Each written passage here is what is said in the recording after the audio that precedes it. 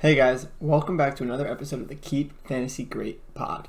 I'm your host as always and commissioner, and welcome in. Today, I got a little solo episode for you guys, but you know how solo episodes go. That means I got my own special segment that I'm going to give to you guys. But first, it's power rankings. You know how I do it. Power rankings have been kind of easy this year, super simple. We got our top 6, you got our bottom 4. I kind of like some of the teams down at 7, 8. A little bit better than some of the teams in the top, but because of record, this is a power rankings. This is where I see the year ending as of right now, as of week, whatever we're in, heading into week 9. Starting off, number 1, still got Bartis, 7-1, first in points. He's just been dominating. This is without Jonathan Taylor even being a top 10, top 15, top 20 running back this year. He's got Jonathan Taylor. If Jonathan Taylor can pick it up, this team's only going to get better. I mean, it's putting up the points to be at the top spot, and I don't see that slowing down. At number 2, I got Josh. Josh kind of a bumpy number 2. 5th in points, which means he hasn't had those huge games that we think we should be seeing from him, but nonetheless, I think it's a solid team with probably the most depth in the league. Now picking up that quarterback position, Jalen Hurts, it only makes his team so much better going into the playoff time. Number 3, I still got Drew. Drew 6-2, right? Yeah, 6-2. A big matchup this week, but Drew's team has just kind of been chugging along. Very quietly underrated, I think. He doesn't get the big hype. He doesn't, blast off probably for like 190, but he's got the pieces and he puts up a solid number every year. Probably one of the most consistent teams this far. Number 4, I got myself. 5-3, kind of jump one spot ahead of the rest of the pack. It's been a good year for me. I think the team's been solid. We've had bye weeks from week 6 to now it's going to be week 10. So we won't even see my team at full strength again until week 11. Hopefully, you don't want to curse any injuries. But I think it's been solid. And I think once I can get my starting lineup out there, I think smooth sailing. Number 5, I got Steve. Steve's an interesting team at number 5. He has the ability to pop off, but we've seen him then do the opposite, like as anyone in fantasy. But a couple down weeks last week. I think if he can get Michael Thomas, that adds a viable wide receiver 2 option to his team. Right now he's bouncing around. He's got Tyler Boyd, injury to Jamar Chase. Tyler Boyd only gets a little bit stronger as it goes on. Same with Hayden Hurst at tight end. At number 7, I got Emmett. Or at number 6, sorry. I still got Emmett. This is a team that I would kind of drop down. I think Emmett's been on a bad downward trend of late. If you look at the lineup this week, it's not looking too strong. Jamar Chase injury, a lot of negative so far with Emmett, but still at 4-4. He's 2 games up over the rest of the league. Gives him a good shot to make the playoffs and squeak in there. A big matchup this week against the number 1 team. So if you're one of those bottom teams, you may have things come your way a little bit if you go pick up a win. But nonetheless, I still got Emmett at 6. He has the ability to pop off. We've seen it. It's just been a little bit. At number 7, I have Shijin. I think Shijin had an explosive week last week, and that's what we've kind of been waiting for with Shijin. He did that earlier in the year in week 2, and we all thought, hey, Shijin's going to be a dominant team this year. Nope, turned around and failed to put up 115 in any other week. Now he bounces back around another dominant week. If he can get that consistency a little bit, maybe not 200 every week, but somewhere in that 130, 140 area, he has a chance to make a little bit of a run. Number 8, I got Cactus, another good team on paper. And we saw it. Unfortunate for Cactus. Could have been a huge win last week. Had a monster week. Took the short end of the stick against Shijin. But, again, on paper, has a good team. We've been waiting to see that outburst. Unfortunate came in a loss. But get a little consistency going forward, he still has a chance. At number 9, I got Greg. The team itself is not very good. The trade was not very good. You gave away a top 5, top 3 quarterback option this year, and in turn got 2 guys that got turn around and get injured, and now you're stuck without those 2 guys and without your quarterback. The lineups each week are filled with a lot of waiver wire guys that I'm not sure if he picked up on other teams. Does he have a chance to put up points? Of course he does. It's not sure we're going to see it this year from the championship hangover. Number 10, I got Brer. Only team with 1 win, and I think he picked that up in week 1 or 2. So it's been, 6, 7 straight losses for him. Just an overall disappointing year. Not much to write home about with Barrera, I'm sorry, but that's going to finish out the power rankings. And now, what you've been waiting for is the next segment. I hope you stuck around because this one is going to be a fun one. If you don't remember, I opened up the pod with a little bit of a tier ranking system for our fantasy owners. Well, today I was diving through some deep messages all the way back in, I think, 2019. And I found a message where I sent every NFL team as our fantasy owners. And now we're going to do a little bit of a mid-season fantasy owners as NFL teams. So stay with me. Bang. Right there. Nice little reveal for you guys. Fantasy owners as NFL teams. First one, okay. Just to start off by saying, I feel way more confident in the bottom 7. The first 3 I put out here, stick with me on, because it was hard to do these because I just felt like there was a couple teams that each one of them could be this year. And it's our top guys. It's our top dogs. It's Bardis. Bardis, I feel, Philadelphia Eagles. It's a team that has dominated all year. Has kind of just been beaten up on the rest of the league, powering through the ground and pound type of team that just kind of gets out to a lead and then just kind of cruises for the rest of the game.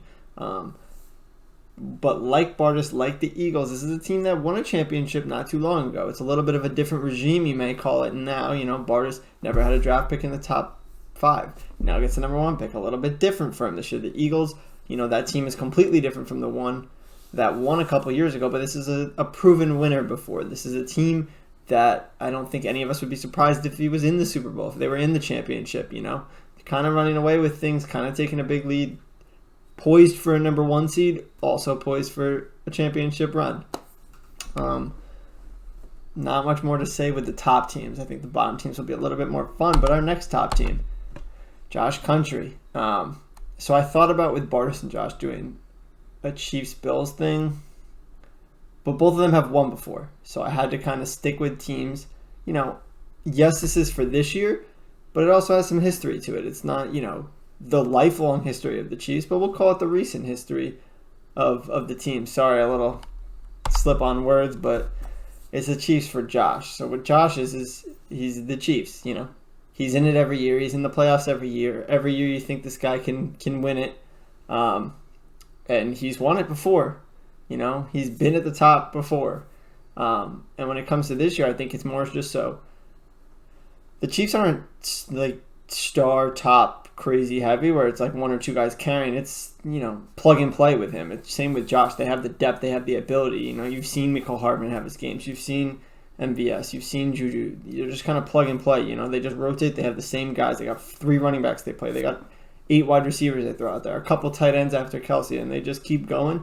And Josh is kind of the same way. He's got the quarterback at the helm, but outside of that, he just plugs and plays these running backs. Obviously, he's got his top dogs, but then you got guys like Miles Sanders, Tony Pollard, back when he had Zeke, things like that, where he was able to just, Olave on the bench, he was able to just kind of plug and play these guys, do well, and always find a way to win at the top.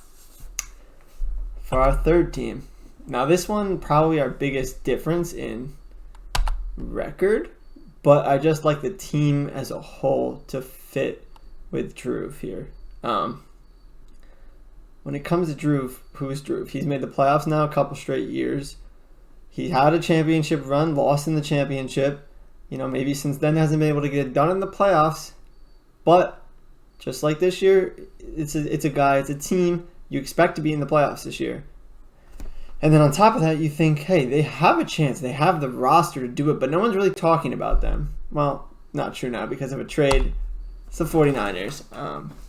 They got a roster that's able to win. They've had this same kind of roster for the last couple of years where they could totally make a run. Last year, they made it to the championship game. Drew, like the 49ers, has had that trip to the championship, has had a chance to win it all. Lost and maybe hasn't been able to get it done in the playoffs since, couple moments here or there where he had some wins, but Drew's the Niners of recent history. He's a guy that they can do it. Drew can do it. Obviously before the Niners, the McCaffrey trade, not many people were talking about the Niners, but they're a team that could easily make a run in the NFC, and just like Drew can also make a run here. And I think we'd all agree they're probably roster-wise a top 3 team in the NFC, maybe top 5. But like Drew, top 3, top 5 in our league, can make a run as well. Now, those I thought about. It's hard when you have teams at the top because there's only so many teams to choose from, where when you have our middle of the pack guys, there's a lot more middle of the pack NFL teams to choose from. But with our top dogs, I thought about Chiefs, I thought about Bills, swinging around a couple things. I think all 3 of those guys have been kind of replaceable with all of them. I was kind of just thinking along the recent history when it comes to them. Our 4th team, it's going to be G-Money.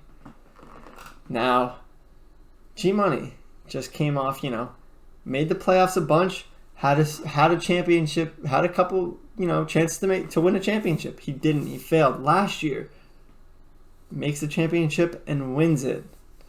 And now this year, just doesn't look very good. Big time championship hangover. And G-Money to the Los Angeles Rams.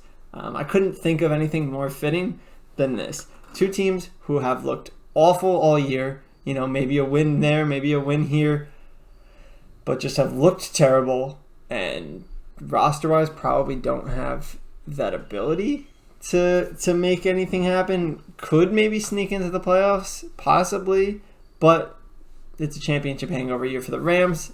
It's a championship hangover year for G-Money.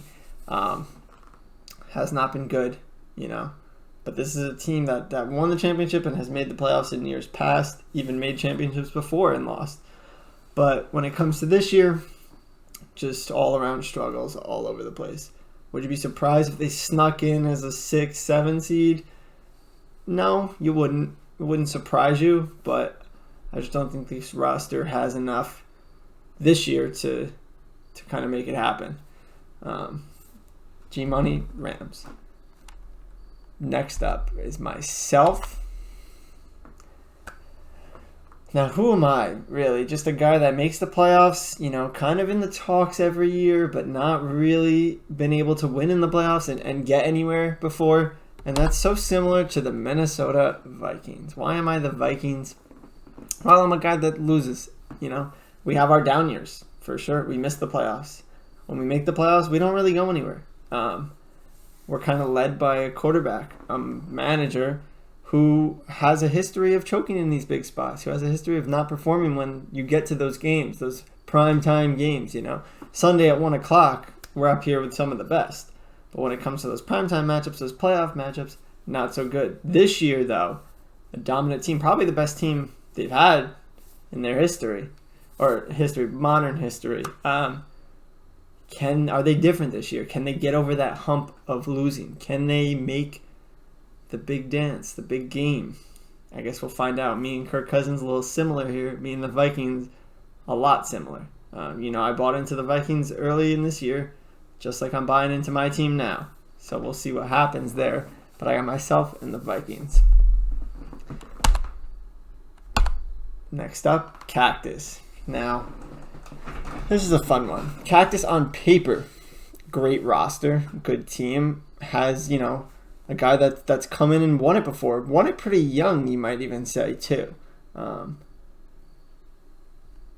This year, hasn't been great. A little bit of disappointment. We had higher hopes.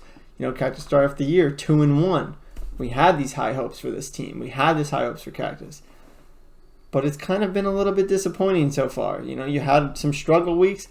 You've also had some quarterback problems, and that is Cactus as the Denver Broncos. I mean, fitting, because you expected more. Cactus starts 2-1. Broncos get Russ. You think things starting to gel? Nope. It's been very low scoring and disappointing so far. Obviously, you had the high scoring week, maybe an outlier, but it's been disappointing. And not only that, you have a guy like Cactus and a guy like Russell Wilson, two guys that have kind of been the main event and main entertainment when it comes to the meme making of the rest of the league. I think easy to make the memes on these two as they provide you with enough content to do that. But Cactus, Broncos, got the managers. You got Russell Wilson. You got Cactus. They've won before.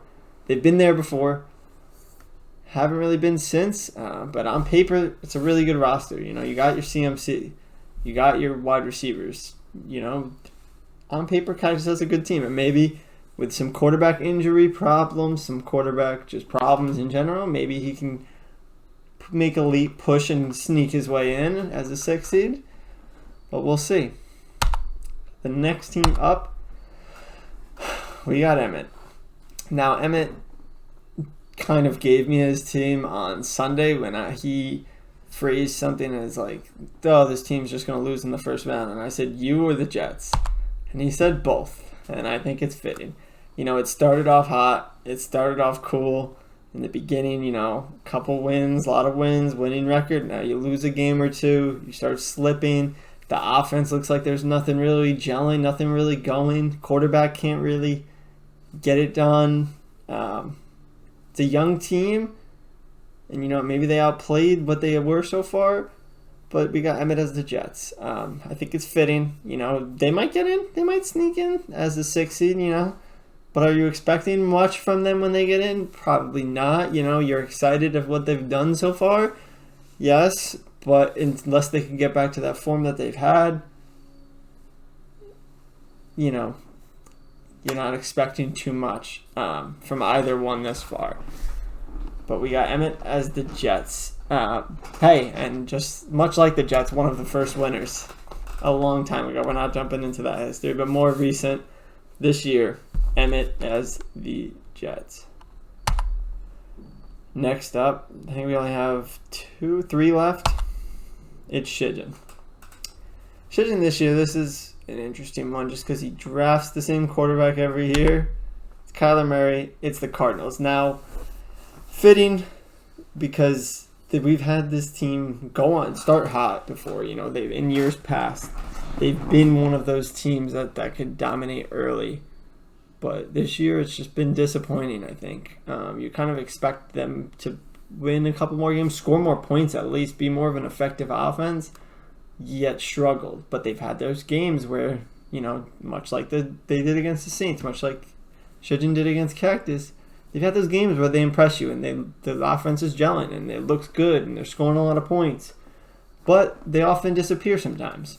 And much like Kyler Murray and Shijin, both have other passions besides football that, Kyler Murray likes his Call of Duty and Shijin, we don't even know what he does because he disappears from the group chat every week, or all year, I should say, never really been involved. But you got your Shijin, you got your Cardinals. Can they win a couple games to make the playoffs? Sure. But for right now, it's been a little disappointing, Started hot in years past. This year, just kind of moseying along. That's our comparison there. Next, we got Barrera. Now, Barrera's a team that maybe, had a good year last year. And has just been straight disappointing all year long. Obviously, you could choose like a Lions or I guess a Panthers or someone like that, but we'll go with a team that has had some recent success in years past. And you expected more from. You thought there was a change coming. The Raiders last year make it to the playoffs. They're in the playoffs. They obviously lose in the first round, whatever. A little different. Barrera made the playoffs. Okay, now you're thinking things might change. Maybe they built a new strategy. Maybe they're a different type of unit. Maybe they're poised for a couple different runs in the next couple years. However, just been straight disappointment. Much like the Raiders of last week, 24-0. We've kind of seen that from Barrera all year, where it's just kind of been a lot of nothing. Thought they had the pieces to kind of put together something again. Didn't quite see that this year.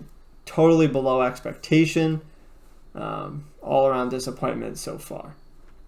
Barrera and the Raiders. And last but certainly not least is Steve. Steve this year. Steve never made the playoffs before. He's been close, but not close enough. He's been down at the bottom before.